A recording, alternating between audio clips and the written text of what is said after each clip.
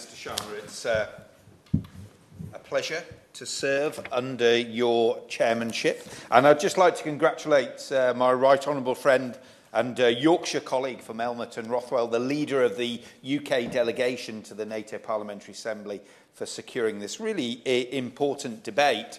As a Royal Air Force veteran, I'm particularly proud to serve on the UK delegation to the NATO Parliamentary Assembly, and I'm absolutely delighted to be taking part in this Westminster Hall debate this afternoon. Now, the NATO Parliamentary Assembly has a critical role in building multilateral relations across Europe and the entirety of our alliance, and I think it's really fitting that we recognise that. The Assembly is an essential link between NATO and the parliaments of NATO member states. The Assembly has remarkable success, Mr. Sharma, in achieving its core principles, fostering dialogue among parliamentarians on major security issues, facilitating parliamentary awareness of key alliance policies, providing NATO and its member governments with an indication of collective parliamentary opinion, providing greater transparency in NATO policies, as well as collective accountability, and, of course, really strengthening our transatlantic relationship. NATO is not just the bedrock of British security, it is the guarantor of peace for almost all of Europe. Following on from the Cold War, many actually questioned whether NATO still had a role to play in the modern world. But I think we can clearly see that from British tanks in Estonia, the American HIMARS donated to Ukraine, and the recent accession of Finland, with Sweden soon to follow, just how relevant NATO remains today.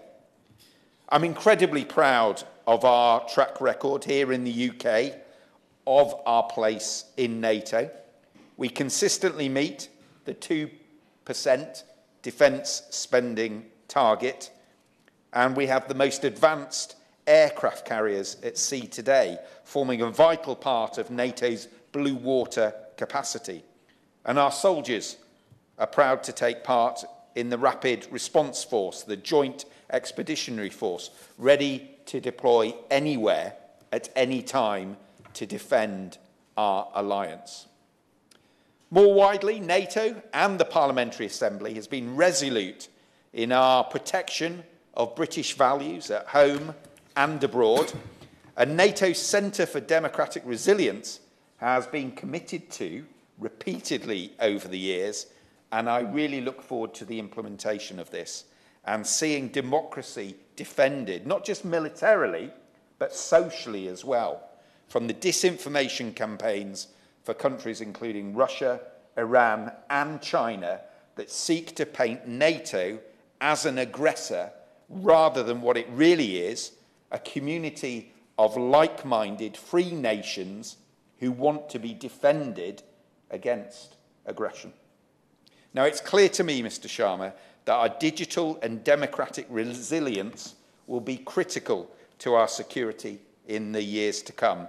And through fantastic bodies like the NATO Parliamentary Assembly, we can work together to fight autocratic encroachment into our institutions. The upcoming summit in Lithuania is a chance for us to discuss what our vision is, not just for NATO, but for Ukraine in NATO moving forward. I believe fundamentally that we have to help Ukraine and continue to support Ukraine as much as humanly possible in its heroic fight against its unwarranted and illegal Russian invasion. Whilst, however, we are aware of the importance of not escalating things further, we have to send a clear message to anyone who would seek to start a war in Europe: you will pay dearly and you will not succeed.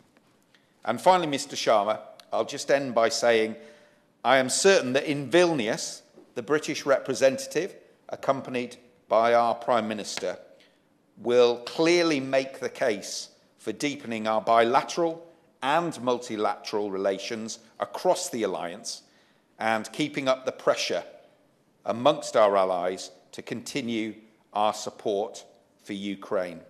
And our message at this conference to our allies and to Ukraine should be really clear. Give them the tools and they will finish the job. Yeah. Thank you.